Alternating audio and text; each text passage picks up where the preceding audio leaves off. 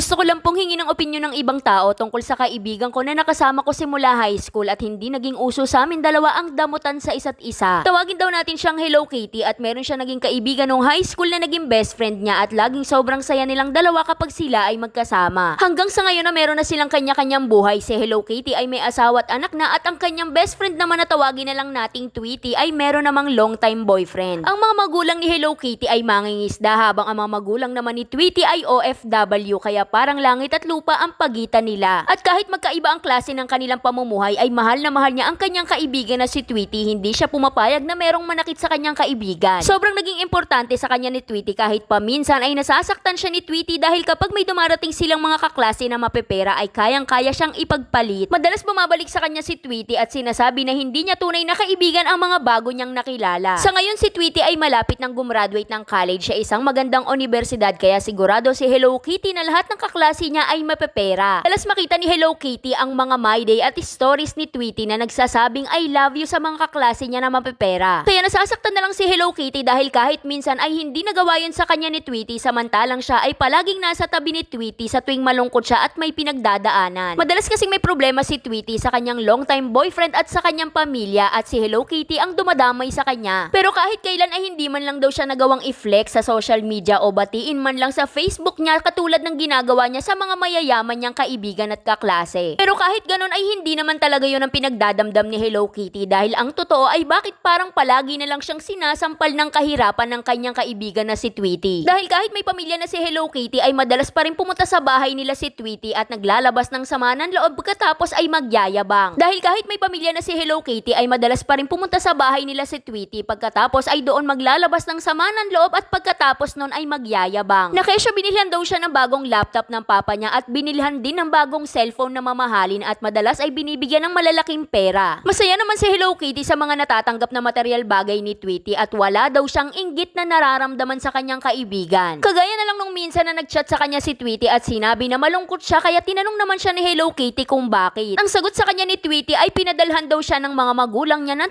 3 milyong piso. Madalas din niyang ikwento kay Hello Kitty na balagi siyang bumibili ng mga mamahaling sapatos at nung nakaraan lang ay nagchat sa kanya si Tweety na binilhan siya ng kanyang kapatid ng original na sapatos na Nike. Pagkatapos nun ay binilhan din daw siya ng kanyang long time boyfriend ng mamahaling bag. Kaya nagugulat na lang si Hello Kitty sa sinasabi ng kanyang kaibigan dahil bigla-bigla na lang daw itong nagyayabang. Dahil never naman talagang pumunta sa bahay nila si Tweety para siya ay kamustahin dahil pumupunta lang daw ito para lang magyabang. Pumupunta lang po talaga siya sa bahay namin para magyabang at ang ending lahat ng blessing na meron siya ay siya lang naman ang nakikinabang. Mabuti sana kung kahit papano ay naaambunan niya ako pero sinosolo niya lang naman. Mahal na mahal ko po ang aking kaibigan kaya sinasanay ko na lang ang sarili ko sa kayabangan niyang taglay. Natutuwa po yata siya sa akin kapag nakikita niya kung naiinggit sa kanya. Pero ang totoo ay hindi naman dahil masaya ako sa buhay na meron ako kami ng aking asawa. Salamat po, hanggang dito na lang Ate Charis. At ito naman ang opinion ko tungkol dyan. Alam nyo kasi minsan pag nakakatanggap ako ng mga material na bagay o kaya nakakapagpundar ako ng mga bagay na gusto kong mabili, minsan pineflex ko rin talaga sa social media. At para sa akin, alam ko sa sarili ko na hindi ako nagyayabang. Minsan gusto ko lang i-flex kung sino yung nagbigay o na-appreciate ko lang din yung sarili ko kasi nakapagpundar ako. At meron din ako mga kaibigan na sa tuwing nakakapagpundar din sila ng mga gamit, minsan chinachat pa nila ako na nakabili na sila at genuine ang saya ko para sa kanila. Kumbaga taos sa puso ko talaga yung galak na nakikita ko silang nakakapagpundar at kahit kailan hindi ko naramdaman na niyayabangan nila ako. Hindi ko kasi masabi kung ang goal ba talaga ni Tweety ay inggitin ka dahil meron naman talagang mga tao na natutuwa kapag merong naiinggit sa kanila. Kaya sige, sabihin na lang natin na ang goal talaga ni Tweety ay inggitin ka kaya kanya niyayabangan. Pero para sa akin, kung wala kang nararamdaman na inggit, hindi ka talaga maaapektuhan. At para sa akin sa isang tao, kung wala talaga siyang nararamdaman na inggit, hindi niya mararamdaman na siya ay niyayabangan. At ito po ay opinion ko lang at magbasa-basa ka na lang ng comments para sa opinion ng ating mga followers. Kaya para sa mga gustong sumulat, dito lang po yan sa ating Facebook page na Saycar. Huwag kalimutan mag-follow para updated ka everyday. Kaya yun lang. Like, share para alam mo na alam namin bukas. Bye-bye!